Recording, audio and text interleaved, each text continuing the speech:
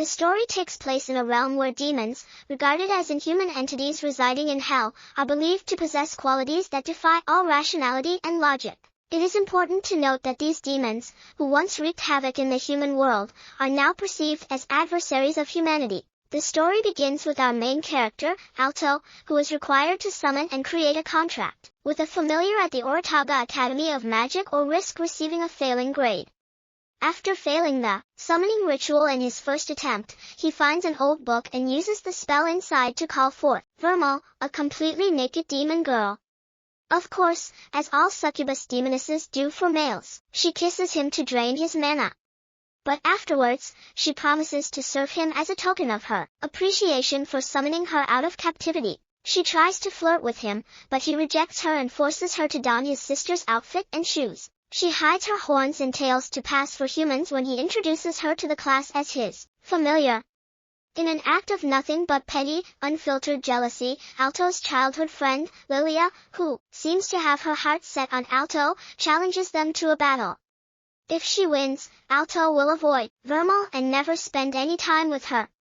If he wins, Lilia will become Alto's lackey and follow his every command. Sylphid Lily, his familiar, launches a devastating wind strike which Vermal easily parries before using magic to make Lilia so excited that she forfeits the battle.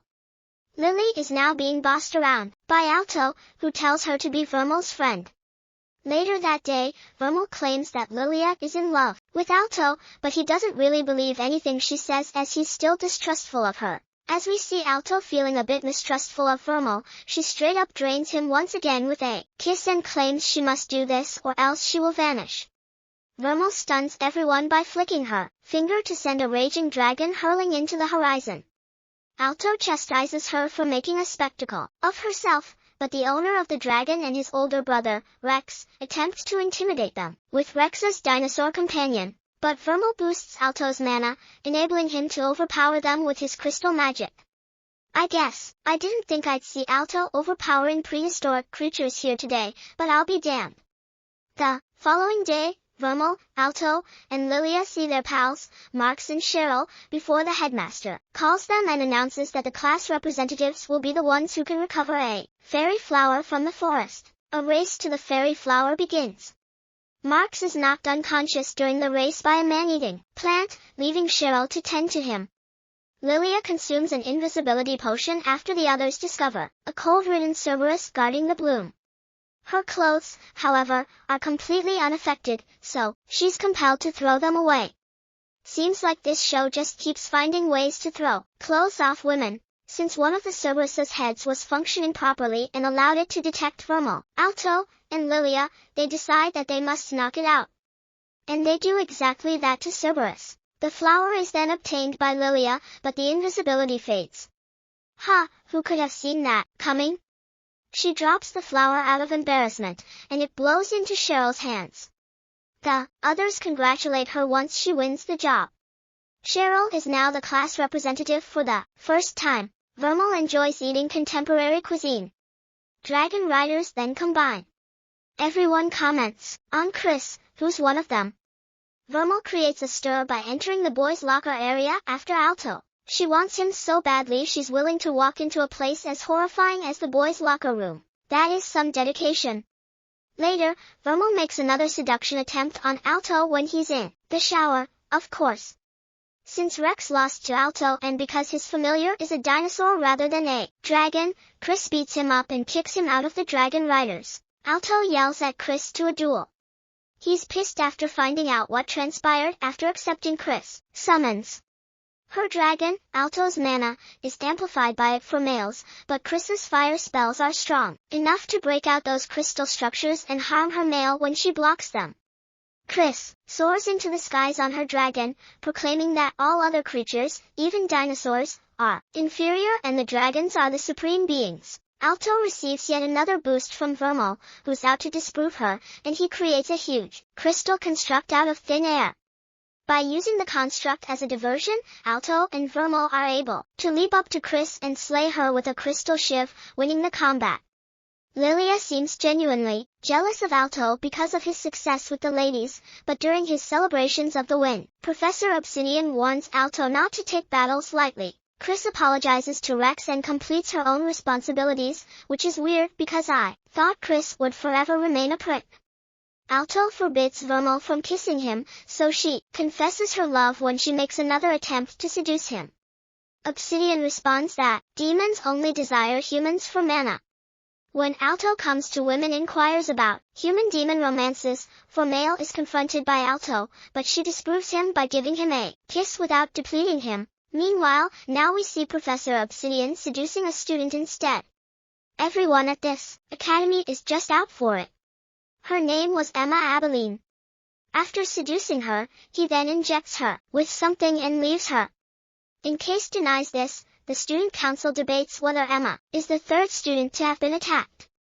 After she's saved but is left in a coma, report writing assignments about familiars are given to the class. Alto hesitantly takes Vermal's body measurements after entrusting Cheryl with her clothes. Lilia enviously uses the invisibility potion to spy on them.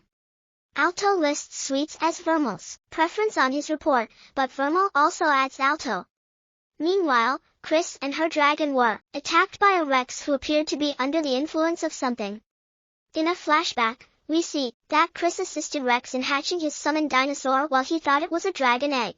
Meanwhile, her male humiliates Alto by displaying public adoration, and Rex's brother then comes to them and implores them for their assistance. Chris can withstand Rex's fire spells, and his body's beginning to morph as she continues to beat him up.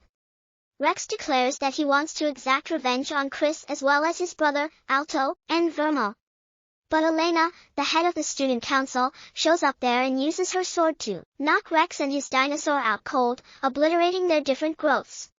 Chris keeps his eye on Rex in the hospital. Vermal leaves as a test is about to start, and Lily is delighted to study with Alto alone. It seems like she's been waiting for this opportunity for generations at this point, but good for her. Let's go, Lilia. When Vermal and Obsidian first meet, she informs him that he is the one attacking the students and begs him to stop. However, after injecting her with something that hurts, he leads her to unleash dark energy.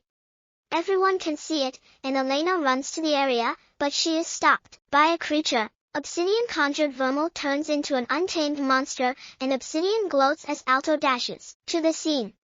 Obsidian's monster, which regenerates after each attack, is fought by Elena to control her male. Obsidian ties a magic chain around her neck. It's all a bit freaky at this point.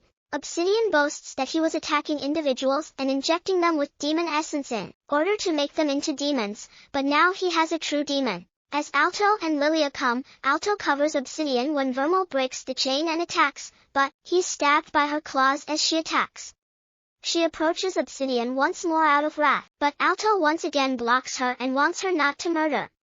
Before passing out, Vermal resumes her natural state and then heals Alto right afterward. Obsidian freaks out, claiming that demons aren't supposed to be able to heal, before injecting his own body with the mixture and changing into an ugly demon and threatening to kill everyone.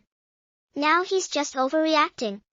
He's easily punched through by Vermal though, and he goes flying away in a bit of fear. Vermal knocks him unconscious, and Chris shoots him down. It seems like he didn't think his plan through with that one. The beast that Elena was fighting pleases all of Obsidian's victims awaken from their comas as he's being apprehended.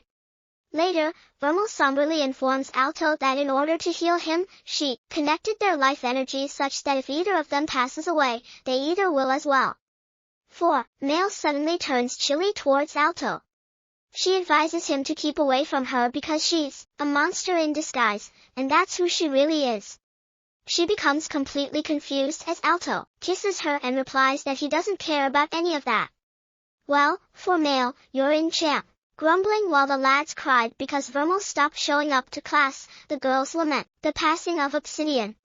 When Lilia first encounters Vermal, she tells him that despite being a demon, she's not wicked, and that she trusts Alto to govern her if she ever loses control again. Alto went Vermal makeup and share a kiss when Vermal enters the room.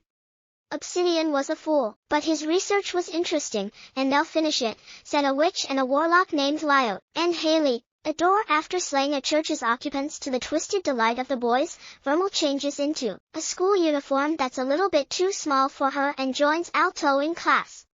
Today, she's decided to show off. The two are abruptly detained by the student council. Elena apologizes for being unable to aid them in their fight against Obsidian and informs them that the latter has fled from custody.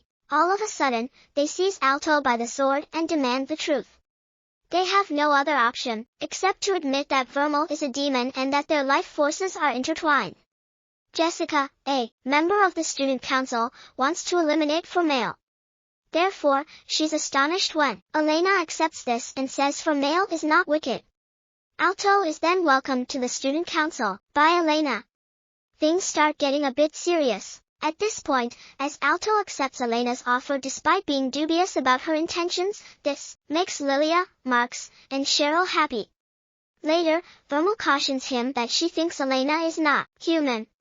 The two watch Elena, Chris, and Jessica change after they enter a council meeting. Elena and Chris say that it was their fault for not locking the door while Jessica panics. Elena displays a fragment of the monster she fought, inspecting it. They discover a form of magic they've never seen before. In the meantime, Kahakumiya, the creature's master, greets Lolita and Heliodor. She becomes upset when Lolita admits she killed a potential recruit before he and Heliodor depart to hunt down Alto and Vermal. In his dream, Alto sees a younger male wailing in a burned-out city, a dark image for sure but a welcome one. A woman then advises him to decide whether to save humanity by saving Vermal or to let Vermal die. By saving humanity, he wakes up anxious about his approaching exam. Silver Male kisses him to first supercharge and then drain his anxiety. Eat one of those kinds of women in my life, truly. Attending the exam are students from across the nation. The professor exhibits a crystal ball with a flame within and instructs them to add monitor flame in order to strengthen the fire. Many students attempt it, but they're unable to affect the flame and fall short.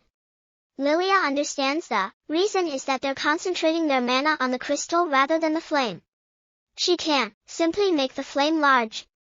Marx only just manages to influence it and pass, while Cheryl and a student from another school help to fan the flame. Also, it's his last. He understands that one can pour mana more readily by approaching the crystal from behind, but Vermal urges him to show off, and so he does and causes the flame to be so large that it breaks the crystal. He says sorry, but the teacher says he passes. I mean, that's only fair that Alto gets to show off too every once in a while. Vermal shouldn't have all the fun, now should she? Before the written test, Alto and his buddies go on a picnic to boost each other's morale.